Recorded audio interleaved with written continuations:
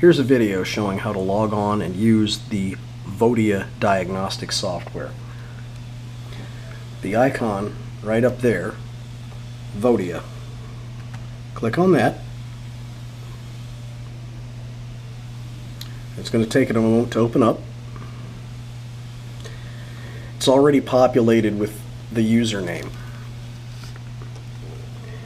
Enter the password, which is on a piece of tape right there. It's very case sensitive, so everything's got to be capitalized and whatnot where it needs to be.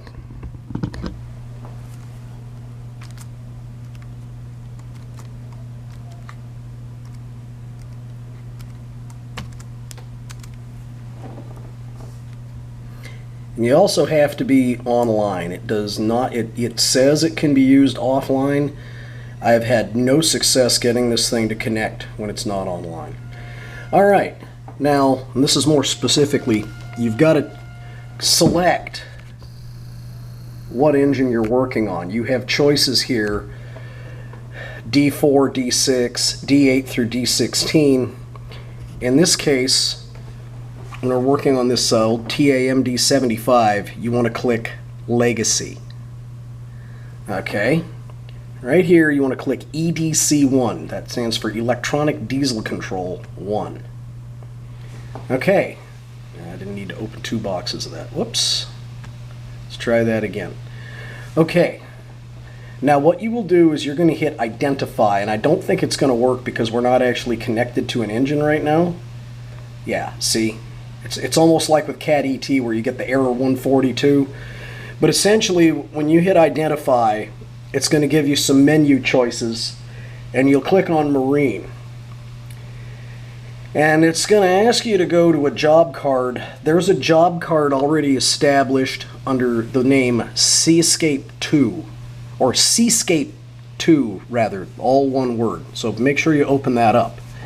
Now, what you'll mainly want to concern yourself with is hitting Log, which of course isn't going to open up right now because we're not connected to an engine. That's going to give you some choices. The things you want to look at are going to be desired RPM, manifold pressure, etc. Much like when you're doing readings in John Deere Service Advisor, you select what you want and hit Start, and it'll start recording those things. Now, how do you connect this? Let me take the camera off the tripod here. Alright, this is the Vocom unit. This cable is going to plug into this end of the Vocom unit. This other end is the diagnostic connector you're going to use for any of your newer engines. Your D8s, D4, D6. However, working on this older unit, this is a little adapter. This end you'll need to clip onto battery power, and it'll work with 12 or 24, I believe. This is your diagnostic connector. On the left-hand side of that engine, this outline here, this is a little metal box, and it has a lid that unlatches and comes off. There's a little white pigtailed connector in there. It's probably got a plug in the end. You're going to want to plug into that.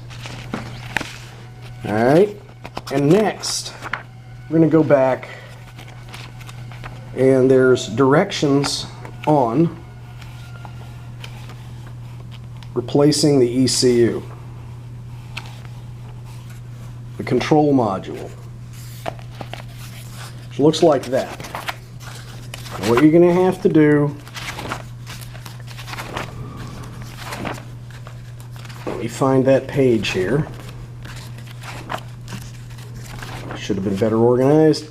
Okay, you're going to have to remove one fuel filter. You're going to need a 27mm deep socket because the thing attaches to that base. Obviously, shut the battery off first. Use a screwdriver, pop that clip down, and there's a plastic line that comes in here. Disconnect that. This end is plugged. You'll have to transfer this plug to the replacement ECU. Now, this is how I knew the ECU was bad. Vessel won't come over about 1300 RPM. But when I was monitoring it in the log test, I could take that tube, the other end attaches to a fitting on the intake manifold, remove it, and I could blow into it and the figure wouldn't change. When I do it on the other engine that's not having a problem, you can watch that figure go up and down with air pressure. What's happening is, unless it's able to read boost, it's just not going to give it enough fuel to develop boost. Now, one other thing that will have to be done, when you replace that, before you start it up, you need to power it up. And find the correct page. You're going to have to follow the instructions, and I'm leaving this book with you on page 40, 41. You're going to have to calibrate the port control for it to work. And there you basically have it. This cable goes from the opposite end of the Vocom, goes into any USB port on the computer. Much like John Deere Service Advisor or CAD ET, you can do a log test. You've got to have key on, engine off, and you should be able to monitor all that stuff through this. So I will I'll also give you all those passwords in the email along with the video. I hope this helps.